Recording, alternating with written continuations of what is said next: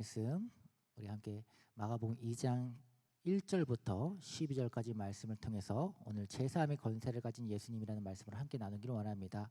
오늘을 담임 목사님께서 고기를 구워 주셨어요.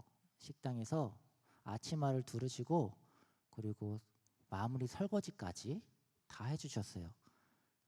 1년 5개월 만에, 제가 여기 온 지 1년 5개월 만에 목사님의 귀한 섬김을 받게 되었습니다. 목사님뿐만 아니라 다른 교역자분들께서도 오늘 식당에서 섬겨주셨습니다. 어느 권사님의 말만 따라 아름답다 하는 이제 그러한 모습이 제 마음속에서 그려졌습니다. 그리고 먼저 또 한번 말씀드리기를, 교회의 날 여러분이 많은 분들이 기도로 또 물질로서 이제 후원해 주셨기 때문에, 섬겨 주셨기 때문에 또 귀한 은혜의 시간을 나눌 수 있게 되어서 정말 감사드립니다.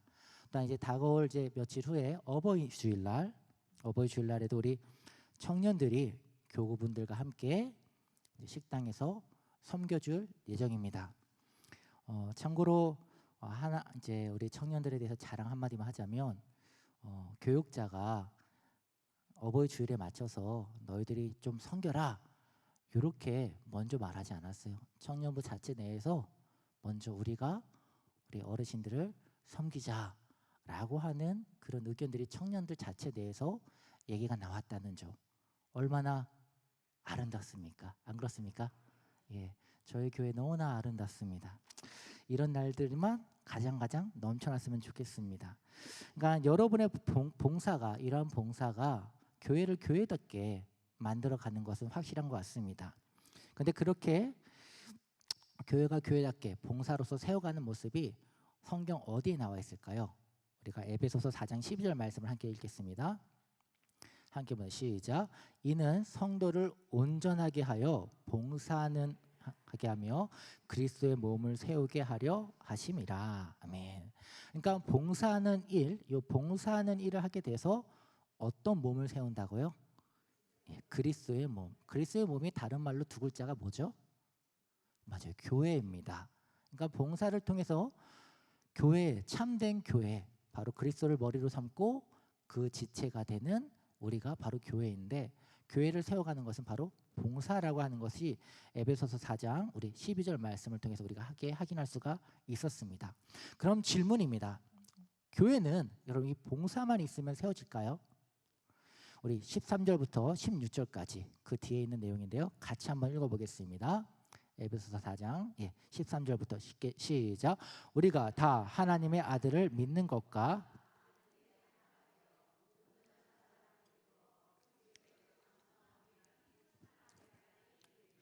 이는 우리가 이제부터 어린아이가 되지 아니하게 하여 사람의 속임수와 간사한 유혹에 빠져 온갖 교훈의 풍조에 밀려 요동하지 않게 하려 함이라. 오직 사랑 안에서 참된 것을 하여 범사에 그에게까지 자랄지라. 그는 머리니 곧 그리스도라. 그에게서 온 몸이 각 마디를 통하여 도움을 받음으로 연결되고 결합되어 각 지체의 분량대로 역사하여 그 몸을 자라나게 하며 사랑 안에서 스스로 세우니라. 아멘. 그러니까 교회가 교회로서 세워가기 위해서, 교회가 그리스도의 아름다운 본래의 모습대로 성장하기 위해서는 봉사가 필요하고, 그 다음엔 또 뭐가 필요하나요? 13절 다시 한번 들어주시겠습니까? 13절 말씀 보면 제가 여러분 알죠? 자, 함께 읽겠어요. 시작. 우리가 하나님의 아들을 믿는 것과 아는 일에 하나가 되어. 여기까지요. 자, 제가 다시 한번 물어보겠습니다. 교회가 교회되도록 세워가기 위해서는 봉사가 첫 번째라면, 두 번째 또 다른 조건이 있는데 그게 무엇이라고요? 아멘. 그러니까 좀 더 쉽게 얘기를 하자면 바로 예수님이 어떠한 분인지 우리가 성경에 써 있는 그 성경의 말씀을 알아가는 것에 힘쓰는 것이라고 보여집니다. 그렇기 때문에 우리가 교회를 알기 위해서 이 두 가지 부분이 교회에 대해서 활발하게 진행되어야 되겠죠. 첫 번째는 봉사, 사랑의 봉사의 것이고, 두 번째로는 예수 그리스도를 알아가는 것, 바로 성경 말씀을 깊이 우리가 알아가는 것이 교회를 세워가는 데 되게 중요하다라는 것입니다.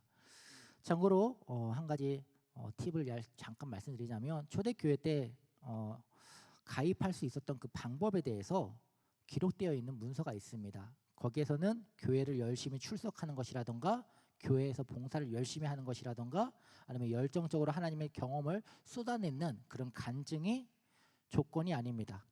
사도신경에서 나타나고 있는 삼위일체의 하나님, 이 교리를 진실로 믿고 있느냐, 이것을 확인하는 것이 바로 초대교회 때 그 성도를 가입하게 하는 조건이라는 것입니다. 이처럼 예수님을 알아가는 게 되게 중요하다라는 것이에요. 교회 공동체로서 속하기 위해서는 예수님을 아는 게, 진리를 아는 게 참 중요하다는 것이죠. 근데 이미 우리는 봉사하는 거에 대해서는 어느 정도 다 기본적인 베이스, 토양이 다 되어져 있으니까 오늘은 봉사 말고 다른 한 가지의 또 말씀을, 예수님을 알아가는 거에 대해서 한번 살펴보고자 합니다. 마가복음 우리가 2장 함께 읽어봤는데 여러분이 그 말씀은 익숙한 말씀일 것입니다. 전혀 처음 보거나 뭔가 좀 낯설거나 그런 느낌은 전혀 없으실 거라 생각되어집니다. 그만큼 유명하고 많이 언급되어 있는 말씀입니다. 유튜브에서 이 본문을 딱 검색을 하니까 진짜 기라성 같은 목사님들이 이 본문을 가지고 쭉 설교했던 내용들이 쭉 같이 유튜브에 딱 뜨더라고요. 그래서 그 내용들을 좀 살펴봤습니다. 그리고 그 내용들의 공통점을 알 수 있었습니다. 어떤 분은 그 중풍병자 환자에 집중해서 얘기를 나누고 또 그 중풍병자 환자의 그 간절함으로 포커스에 맞춰서 설교를 하시고 어떤 분은 내 사람, 내 친구에 대한 언급을 그들의 믿음을 집중해 가지고 말씀을 전하시고 그렇게 하면서 결국 그 말씀들을 통해서 우리한테 동기부여, 우리 애들도 그렇게 믿음을 가지고 동기부여를 할 수 있는 설교가 제가 봤을 때는 다 거기에서 동일한 패턴을 보였습니다. 그런데 이 시간 제가 함께 보았던 이 본문을 통해서 살펴보고자 하는 것은 과연 오늘 이 본문이 우리한테 그들과 같은 믿음을 가지라 하는 이런 말씀을 전하고자 하시는 것일까 하는 이런 의문에서부터 시작되었습니다. 참고로 저는 개인적으로 성경을 볼 때 항상 제 자신을 좀 의심하는 그 하나의 그 질문을 갖고 성경을 봅니다. 그러니까 이렇게 이 본문을 이해하는 것이 옳은가라고 하는 질문을 항상 염두에 두고 보는 것입니다. 제가 기존에 알고 있었던 이 말씀이 이게 진짜 바른 이 말씀을 이해한 것일까 하는 것을 제 스스로 항상 그 부분을 염두에 두고 질문을 넣어놓고 이렇게 보게 되어집니다. 그렇게 봤을 때 어느 날이었는데 똑같이 본문을 읽어갔는데 어라 하는 이제 그런 이제 이상한 점이 눈에 딱 띄게 된 거예요. 그래서 그게 어디서 나왔냐면 바로 5절 말씀이었습니다. 5절 말씀 우리 함께 다시 한번 보겠습니다. 예수님의 선언입니다. 함께 보면 시작. 예수께서 그들의 믿음을 보시고 중풍병자에게 이르시되 작은 자야 내 제사함을 받았느니라. 아멘. 여기서 이상한 점이 바로 예수님의 선언입니다. 잠깐 구약에 대한 배경을 잠깐 설명을 하자면 구약의 시대 때는 병의 치료는 언제나 하나님의 제사함과 같이 병행이 되었었습니다. 그렇기 때문에 병의 치료와 제사함은 자주 같은 뜻으로 사용이 되었었어요. 그래서 따라서 내가 제사함을 받았느니라 하는 요 말씀은 예수님의 요 선언은 내가 병을 나았다 하는 요 말과도 똑같은 해석으로 그렇게 보았던 것이죠. 참고로 그렇게 성경책에 주석이 되어져 있기도 합니다. 그래서 저도 그냥 그렇게 이해를 하고 넘어갔었단 말이에요. 그런데 어느 날 이게 딱 눈에 딱 걸리는 거예요. 걸리게 되면서 뭐가 되냐면 저게 내가 제사함을 받았다 하는 그 말이 곧 내가 병을 낫다 하는 요 말과 동의어로 예수님께서 그렇게 표현을 했다라면 6절부터 그 다음에 있는 11절까지 내용이 갑자기 뭔가 좀 생뚱맞고 안 맞고 부드럽지 않다라는 게 딱 느껴진 거예요. 그래서 한번 함께 우리 6절부터 11절까지 말씀을 함께 보겠습니다. 시작. 어떤 서기관들이 거기 앉아서 마음에 생각하기를 이 사람이 어찌 이렇게 말하는가 신성 모독이로다. 오직 하나님 한 분 외에는 누가 능히 죄를 사하겠느냐. 그들이 속으로 이렇게 생각하는 줄을 예수께서 곧 중심에 이르시고 이르시되 어찌하여 이것을 마음에 생각하느냐. 중풍병자에게 내 제사함을 받았느니라 하는 말과 일어나 내 상을 가지고 걸어가라 하는 말 중에서 어느 것이 쉽겠느냐. 그러나 인자가 땅에서 죄를 사하는 권세가 있는 줄을 너희로 알게 하려 하노라 하시고 중풍병자에게 말씀하시되 내가 내게 이르노니 일어나 내 상을 가지고 집으로 가라 하시니. 아멘. 잠시만 이렇게 생각을 해보면 11절에 내가 이르노니 내가 일어나서 내 상을 가지고 집으로 가라. 애당초 처음부터 이렇게 말씀했으면 아무런 문제가 없었을 거예요. 아무런 문제가 없을 것인데, 근데 그렇게 말씀하지 않고 내가 너의 죄를 어떻게 했다고요? 사했다라고 말씀하는 거예요. 그러니까 그 자리에 있었던 수많은 바리새인들과 서기관들이 있었었는데 그중에 한 서기관들이 마음에 뭐라고 말했다고요? 아니 신성모독이다 하면서 마음 가운데 분노가 팍 일었다라는 거예요. 그리고 10절 말씀에 분명히 기록되어 있기를 어떻게 말씀했는지 우리 10절 다시 한번 보겠습니다. 시작. 예수님이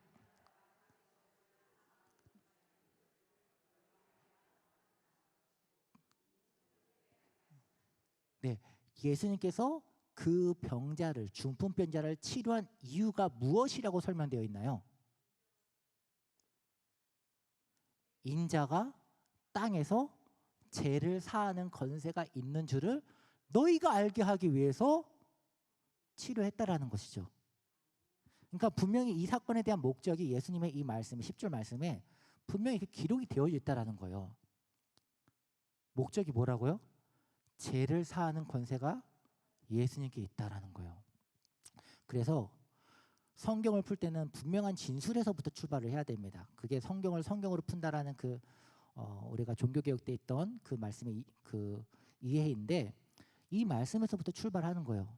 이 본문을 이해하려면은 그러면 분명한 이 말씀 목적부터 우리가 거기서부터 그럼 확실하게 출발을 해봐야겠구나, 이 얘기가 되는 거예요. 그러니까 중풍병자가 치료한 목적이 우리가 앞에서 쭉 흘러서 이해하다 보면은 네 명의 사람의 믿음이 앞에 우리 머릿속에 딱 각인이 되어 있으니까 중풍병자가 치료된 이유가 무엇이에요? 그 네 사람의 믿음이 뛰어나서 우리가 기존에 있었던 딱 시각으로 보면은 그렇게 눈에 읽혀지게 돼요. 왜? 네 사람의 믿음을 칭찬하는 모습이 앞에 언급되어 있으니까 그 모습을 보고 이 본문은 이 네 사람의 되게 어떤 영웅적인 믿음, 어떤 되게 어렵고 무섭고 다른 사람의 시야를 두려워하지 않고 긍휼히 여겨주는 그 모습들, 이런 모습들에 포커스가 묻혀진다는 거예요. 근데 10절 말씀에 놓고 거기서부터 출발하게 된다면 이 본문은 그 네 사람에게 포커스가 맞춰지는 게 아니라 예수님이 어떠한 능력을 갖고 있다? 죄를 사해주는 권세가 있다. 이걸 밝히는 본문이라는 거예요. 중풍병자가 왜 치료를 받아야 됐느냐? 그는 네 사람의 그 사람의 믿음 때문에 치료받은 게 아니라 예수님께서 죄를 사해주는 권세가 있다라는 것을 사람들이 알게 하기 위해서 그 중풍병자를 치료했다라는 것입니다. 먼저 오해의 소지를 좀 제거를 해볼게요. 이 말씀은 마태복음 9장에도 나오고요, 누가복음 5장에도 나오는 말이에요. 마태, 마가, 누가에 다 나올 만큼 되게 중요한 본문이라는 얘기인 거예요. 되게 중요한 본문인데 그럼 그 본문을 왜 썼냐? 우리가 첫 번째로 우리가 이 네 명의 친구를 얘기를 해요. 이 네 사람의 이 친구가 중풍병자의 친구로서 그를 도와준 얘기를 얘기를 해요. 그러나 제가 아무리 눈을 씻고 찾아봐도 중풍병자랑 이 네 사람이랑 친구라는 얘기가 없어요. 상황이 어떤 상황이냐면 예수님이 한 집에 있는데 수많은 사람들이 예수님을 보려고 지금 너무나 둘러 쳐져 있다라는 거예요. 근데 그 수많은 사람 중에 어떤 사람들이 그중에 네 사람이 한 중풍병자를 데리고 상에 올린 상태에서 지붕을 올라가서 사람들이 너무 많아갖고 예수님을 만나게 하고자 지붕을 뜯어가지고 줄로 내려가지고 예수를 만나게 했다 하는 그 내용이 전부예요. 다시 말하자면 중풍병자와 이 네 사람은 어떠한 관계가 있는지에 대해서 성경은 밝히지 않고 있다라는 거예요. 침묵하고 있다라는 거예요. 성경이 침묵하는 것 가운데에서는 우리가 성경을 이해할 때 거기서 멈출 줄 아는 그러한 자세가 첫 번째예요. 그럼 성경이 그럼 침묵하지 않고 되게 강조하는 포인트들이 있어요. 그 말은 우리가 거기에 집중하기를 원한다라는 거예요. 분명히 하는 그 모습이 그럼 무엇이냐? 결국 4명의 이 사람들의 포커스에 맞추지 않고 성경이 지금 강조하는 포인트는 예수님에 대해서 되게 초점을 맞추고 있다라고 하는 게 그럼 보인다라는 거죠. 그럼 이 본문을 예수님과의 관계에서 보게 된다면은 앞서 말했듯이 예수님은 어떠한 분이시다? 죄를 사해 주실 수 있는 권세를 가지신 하나님이시다 하는 이것이 보인다라는 거예요.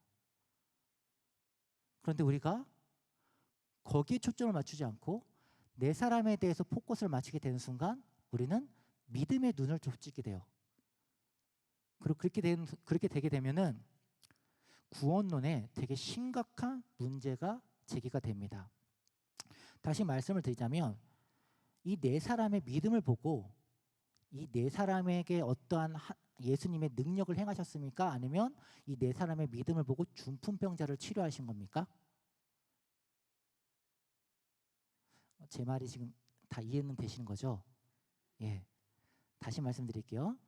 중풍병자의 믿음을 보시고 예수님께서 중풍병자 그들의 어떤 소원을 들어주신 것입니까? 아니면 중풍병자를 치료해 주신 것입니까? 그렇죠. 그리고 앞서 말했듯이 중풍병자와 이 네 사람은 관계가 있다 없다? 아무런 지금 관계가 없는 것으로 지금 전제가 되어져 있다라는 거예요.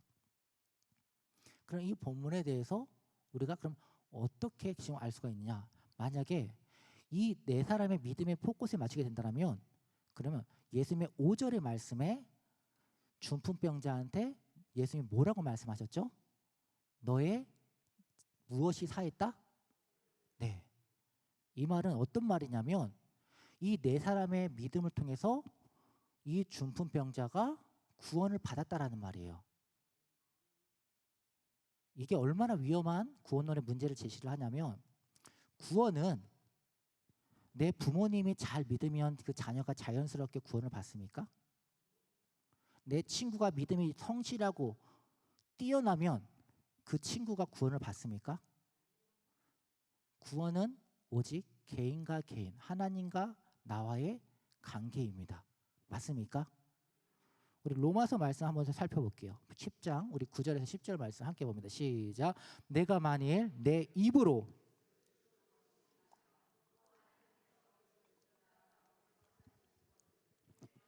믿으면 구원을 받으리라. 사람이 마음으로 믿어 의에 이르고 입으로 시인하여 구원에 이르니라.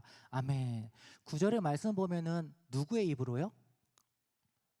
9절 말씀 보시면 누구의 입으로요? 그렇죠. 우리 개인이에요. 내 입으로 말을 한 사람, 내 입으로 예수를 주로 시인하고 내 입으로 주를 그리스도로 시인하는 그 내 개인적인 믿음이 구원에 영향을 주는 것이지 다른 내 부모님 아니면 내 친한 친구가 신앙 고백하고 위대한 신앙의 고백을 한다고 해서 내가 구원을 받는 게 아니라는 거예요. 그런데 이 본문과 아까 아침에 누가복음에 있는 그 누가복음, 마가복음, 마태복음에 나와 있는 그 부분에 친구에게 포커스를 맞추게 된다면 그 친구들의 믿음을 통해서 어떻게 됐어요? 중풍병자 그 환자가 구원을 받게 된 거예요. 말이 돼요? 이렇게 구원론적인 심각한 문제가 제기된다는 겁니다. 전에는 안 보였어요. 그래서 다른 시각으로 우리가 이 본문에 대해서 다시 살펴볼 필요가 있고 그 시각이 어떤 시각이냐? 바로 예수님이라는 것입니다. 참고로 중풍병자에 대한 언급도 없습니다. 중풍병자가 믿음이 있었었는지 믿음이 없었었는지 그가 예수님을 찾고자 간절히 원했었는지 거기에 대한 얘기도 일체 언급이 없습니다. 그 말은 무슨 얘기냐? 성경에서 지금 포커스는 오직 예수님에게만 지금 집중하고 있다라는 거예요. 그럼 우리는 그 흐름을 쫓아서 성경에서 뭘 말하려고 하는 것이지? 예수님이 무엇을 말씀하려고 하는 것이지? 거기 우리가 집중해야 된다는 것입니다. 그리고 분명히 말씀하시죠. 10절 말씀에처럼 내가 무엇을 사는 권세가 있는 줄을 너희가 알게 하려고 하노라. 예, 그렇습니다. 할렐루야입니다. 제사함이라는 것입니다. 물론 중풍병자의 그 뜻이 알면은 좀 더 우리가 좀 다른 측면에서 은혜를 받는 부분이 있습니다. 중풍병자가 뭐냐면 무언가에 의해서 크게 얻어맞아서 내가 기절하고 있는 상태를 바로 중풍병자라고 하는 그 단어의 뜻입니다. 무언가에 의해서 내가 크게 맞아가지고 기절하고 있는 상태. 다시 말을 하자면 영적으로나 육적으로나 무능력한 상태를 말하는 것입니다. 이거는 우리가 흔히 죄를 생각해 보면 너무나 쉽게 이해가 되는 부분이죠. 우리가 죄 때문에 인해서 영적으로 되게 많이 무능력해지고 그리고 육적으로 되게 많이 무능력한 상태가 되어 있는 게 죄로 인한 결과입니다. 바로 죽은 사망과 똑같은 상태가 되어지는 것인데, 그런데 이것을 사해줄 수 있는 권세가 누구한테 있다? 그렇습니다. 예수님께 있다라는 것입니다. 왜 여기에 중풍병자가 등장해야 되는 것이고 여기에 왜 4명의 사람들이 등장해야 되는 것인가? 거기에 대해서는 우리가 성경에 알려주고 있는 부분만큼만 알 수가 있습니다. 다만 중요한 부분은 누가 됐든지 간에 영적으로 육적으로 어떠한 무능력한 죄로 인한 그 어떠한 결과가 있는 누구든지 막론하고 누구에게로 나와라? 그렇습니다. 예수님께로 나와야만 소망이 있다라는 것이 이 본문이 주는 우리한테 복음이 되는 것입니다. 그래서 우리가 이 본문을 통해서 예수님에 대해 집중하게 된다면 그럼 이 본문은 우리한테 되게 큰 위로, 큰 소망을 주게 되는 것입니다. 어떤 소망입니까? 우리는 하루에도 수십 번씩 죄를 짓게 돼요. 무지로 인해서, 때로는 욕심 때문에, 때로는 갖가지 다른 이유를 통해서 우리가 죄를 짓게 돼요. 그리고 그 죄에 대한 그 결과, 그 싹은 무엇이죠? 너무나 잘 아시네요. 우리는 알면서도 잘해요. 그래요. 알면서도 그래요. 참 그런 부분에 있어서는 어쨌든 이제 그런 상황인데 그 결과에 대해서 유일한 해결책은 지금 이 본문을 통해서 제시해주고 있습니다. 예수님께로 나와야 된다는 것입니다. 지붕을 뚫든 사람들을 밀치든 뭔 수를 써서라도 어떻게 돼야 된다고요? 예수님께로 나와야 한다라는 것이죠. 근데 여러분 여기서 말했던 중풍병자는 말 그대로 기절해 있는 상태라고 말씀을 드렸잖아요. 그때 제가 기절했다는 것은 스스로 움직일 수 있는 능력이 있다 없다? 없다라는 것이잖아요. 그렇기 때문에 지금 다른 4사람이 어떻게 했습니까? 도와주었다라는 것이잖아요. 우리의 역할이 바로 그런 역할이 아닌가 싶습니다.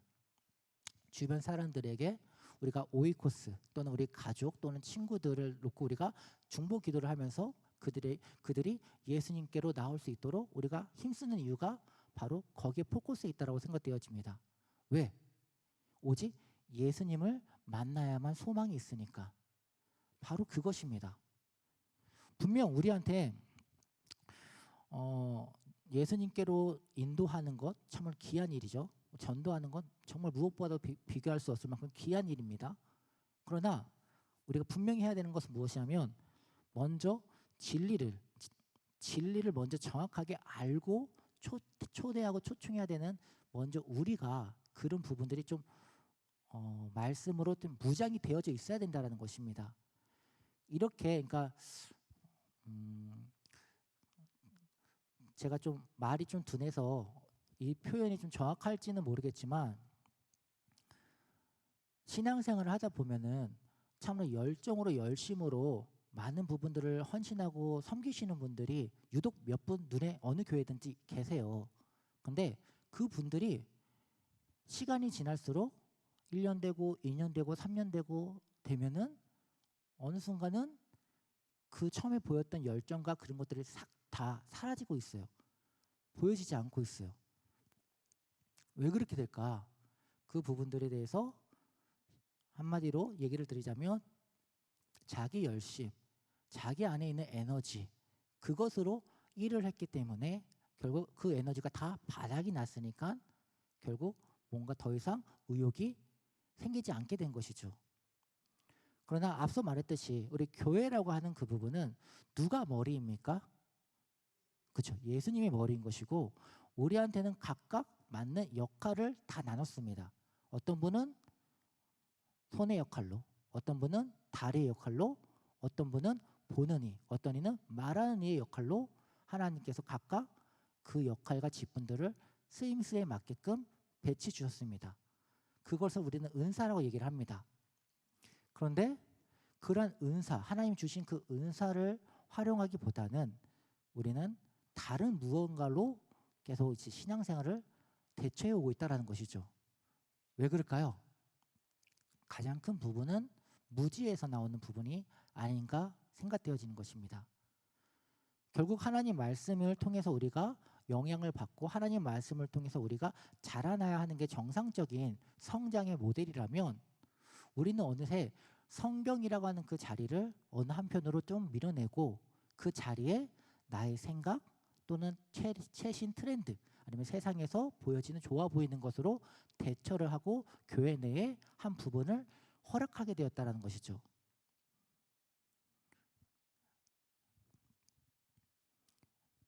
이제는 어느 부분에서부터 고쳐야 되는지 말하기가 되게 솔직히 말하자면 참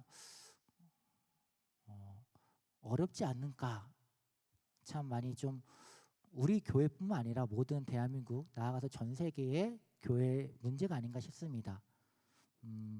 제가 따로 자료를 따로 준비한 것이 있는데 제가 보는 유튜브에서 미국에서 10개의 특별한 교회를 소개해 준 그 유튜버가 있는데 그 영상을 봤어요. 그 중에서 제일 큰 교회가 에클레시아인가? 그러니까 에클레시아가 아니라 미국에서 제일 큰 교회가 있는데 그 큰 교회 이름이 라이프 처치라고 하는 교회예요. 지금 주일만 8만 5천 명이 모여서 예배를 드리는 곳이에요. 그 교회를 이제 보여주는데 그 교회의 특색은 무엇이냐면 1년에 한번 여름 우리가 수련회처럼 여름 캠프에 한 달 정도 4주간을 그 로비 교회 모든 로비를 테마파크처럼 만들어요. 2023년도에는 테마가 슈퍼마리오였어요. 여러분 혹시 슈퍼마리오라고 아세요? 게임에 버섯 모양의 캐릭터도 있고 막 하는 이제 그런 게임에 또는 영화로도 나와 있는 그것이 슈퍼마리오라고 하는 것인데 그거를 이제 전체 교회의 로비부터 해가지고 곳곳에 테마파크처럼 버섯 모양도 만들고 캐릭터도 만들고 해가지고 어디를 찍든지 간에 전부 다 사진으로 정말 잘 나올 수 있게끔 잘 만들어놨어요. 그렇게 만들어진 그 모습을 보면서 참고로 그 교회를 소개를 해주기를 주일날에는 88만 5천 명이지만은 실제로 인터넷 예배까지 하면 20만 명 이상이 넘는다고 20만 명 넘고 그리고 가장 빠르게 부흥하고 있는 교회라고 소개가 되어졌습니다. 그 얘기를 보는데 그 방식 중에 특별한 방식 중에 하나가 바로 1년에 그렇게 한 번씩은 테마파크로 잘 이렇게 조성을 해가지고 아이들 초청을 해가지고 그렇게 진행한다라는 것이죠. 미국에서 가장 크게 인정되어 있고 포커스를 받고 있는 그 교회 라이프 처치라고 하는 그 교회의 모습이 그런 건데 그 말은 다른 말로 하자면 세상에 있는 그 문화와 교회에 있는 그 문화에 대해서 지금은 벽이 없게 됐다라고 저는 그게 보여지는 거예요. 그냥 좋으면 그냥 다 좋다 이라는 거예요. 결과가 사람들의 반응이 좋으면 그냥 다 허용한다 하는 저는 그런 쪽의 시각으로 비춰져 있다는 거예요. 그러면서 물론 그분들 역시도 말씀들도 알고 거의 수백 명에 있는 그런 목회자들도 계시니까는 거기에 대해서 당연히 이제 토의와 논의가 되어졌겠죠. 근데 그런 부분들에 대해서는 얘기가 엄돼 있어서 모르겠지만은 제가 보는 관점에서는 과연 교회가 나아가야 할 그 방향, 세상 가운데 거룩한 모습으로 뛰어가야 될 그 방향에 있어서 어디까지 허용해야 될까? 지금 저렇게 게임과 관련되어 있는 저런 모습들을 교회에서 버젓이 오히려 적극적으로 그렇게 환영하고 열어주고 하는 그런 모습들에 있어서 과연 이 모습이 하나님 보시기에 옳은 모습인 것인가? 라는 이제 그런 생각이 질문이 던져졌다는 것이죠. 앞서 말했듯이 저는 항상 뭐든지 질문을 계속 던져요. 반어를 계속 던지는 게 저의 뇌에서 계속 일어나고 있는 그 활동입니다. 그래 던져보는 겁니다. 그리고 앞서 우리가 흔히 이제 말씀드리기를 미국에서 어떠한 행사나 어떠한 유행이 생기게 되면은 5년 뒤에는 똑같은 것이 한국에서도 이뤄지고 있다라는 그런 말들이 그런 말들이 있습니다. 그것처럼 미국의 트렌드가 전 세계의 트렌드의 모습으로서 영향을 그대로 보여주고 있는 모습이라는 것이죠. 그렇다면 저희 교회의 모습은 과연 어떠한 모습, 어떠한 방향으로 나아가야 할 것일까요? 앞서 에베소서 말씀 우리가 함께 살펴봤잖아요. 두 가지 부분을 얘기를 했잖아요. 교회가 교회의 모습으로서는 첫 번째가 봉사라면 다른 하나가 무엇이라고 했는지 혹시 기억나십니까? 예, 맞습니다. 하나님 아는 것을 힘쓰는 것입니다.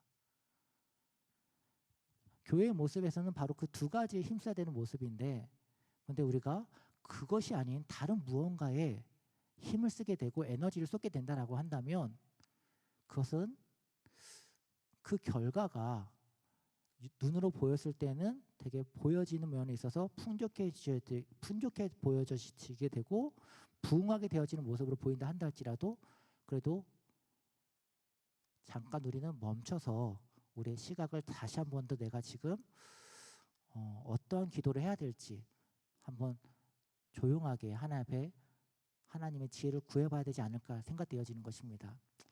오늘 함께 보았던 본문의 말씀처럼 말입니다. 우리가 그저 읽게 되어진다라면 그 보여지는 순서에 있어서 믿음의 포커스, 앞에 있는 그 네 사람의 포커스에 맞춰가지고 그냥 이해되어지면서 점점점 흘러가듯이 뭔가가 우리가 다시 한 번 더 계속 하나님 말씀에 대해서 하나님의 뜻에 대해서 정말로 바르게 알기를 원하고 집중하기 원하고 정확하게 알기를 원한다고 계속 반문하지 않으면 우리는 어느새 그냥 세상의 풍토에 그대로 흘려가게 되고 저기서 했는데 결과 좋았잖아. 그러니까 우리도 그냥 그렇게 해야지 하면 되지 라는 자가 점검의 모습이 없다라는 것이죠. 우리 교회 자체적으로 봤을 때는 하나의 교회지만 전 세계적으로 봤을 때는 전체가 하나님 나라라는 것입니다. 그러니까 전 세계를 하나의 교회를 놓고 봤을 때는 교회마다 각각의 역할이 있고 그 교회가 그 지역에서 해야 될 하나님의 뜻이 있다라는 것입니다. 그렇다면 우리 교회가 서울순복음교회가 바로 이곳에 있는 이유가 하나님의 어떠한 뜻이 있다라는 것이고 우리 교회가 그 뜻을 이루기 위해서 당연히 우리 교회에게 부어준 하나님의 은사와 영성이 있다라는 것입니다. 다른 교회, 다른 지역과는 다른 DNA가 있다라는 것이죠. 그런데 그 교회가 어떻게 부흥하고 있다고 해서 마냥 그 교회를 그대로 마케팅하는 부분에 있어서는 우리가 한번 생각해 볼 필요가 있다라는 것입니다. 그렇다고 해서 길을 싹 다 줬고 나는 오로지 마이웨이다 하면서 나의 길만 가는 것은 그것은 말 그대로 불통인 것이고 서칭을 계속 해야죠. 저 교회에서 어떤 일이 있어? 그러면 서칭해보고 왜 그럴까? 보고 우리 교회에 어떤 부분을 그러면 어떻게 도움을 해야 될까? 계속 공부하고 계속 연구해 가고 계속해서 우리가 이걸 힘쓰고 하는 것은 모두에게 필요한 그런 열린 자세라고 생각되어집니다. 다만 분명한 부분은 어떻게 됐든 저렇게 됐든 결과적으로는 성경으로 다시 돌아와서 그래서 결국 성경에서 말씀하고 있는 바가 무엇인지 우리 모두가 여기에 힘쓰지 않는다면 그럼 어느 순간 나도 모르게 나도 모르는 곳에서 나도 모르는 모습으로 되어 있을 수가 있다는 것입니다. 그때 가서 누구한테 원망하고 누구한테 핑계 대겠습니까? 어느 누구도 핑계 댈 수가 없습니다. 그러니까 우리가 항상 말씀 안에서 다시 한번 내 자신을 돌아볼 필요가 있고 그리고 말씀을 통해서 우리 교회가 나아갈 방향을 함께 힘써서 기도할 필요가 우리 모두의 거룩한 책무인 줄 믿습니다. 우리가 이를 위해서 함께 기도하길 원합니다.